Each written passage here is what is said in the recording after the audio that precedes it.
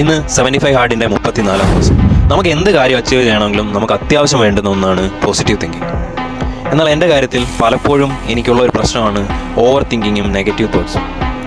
So ഇതിനെ ഞാൻ മറികടക്കാൻ ഈ 75 ഹാർഡിലൂടെ ശ്രമിക്കുന്ന ഒരു 3 പോയിന്റ്സ് ഷെയർ ചെയ്യാം. ഒന്നാമത്തെ കാര്യം, ഗെറ്റ് മൂവിങ്.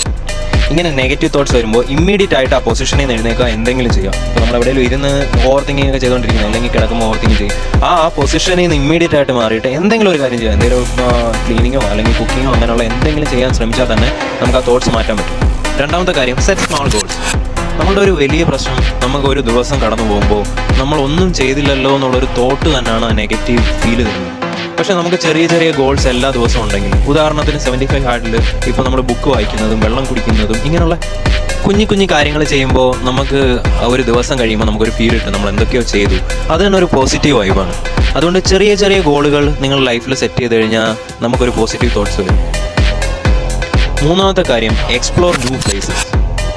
അറ്റ്ലീസ്റ്റ് വീക്കിലി ഒരു പ്രാവശ്യം എവിടെയെങ്കിലും പോവുക. നമ്മൾ പുതിയൊരു സ്ഥലത്ത് പോയി ആ സ്ഥലവും കാര്യങ്ങളും ആൾക്കാരും പുതിയ കാഴ്ചകളും ഇതൊക്കെ കാണുമ്പോൾ തന്നെ നമ്മുടെ മൈൻഡ് സെറ്റ് കുറച്ചുകൂടെ റിഫ്രഷ്ഡ് ആവും.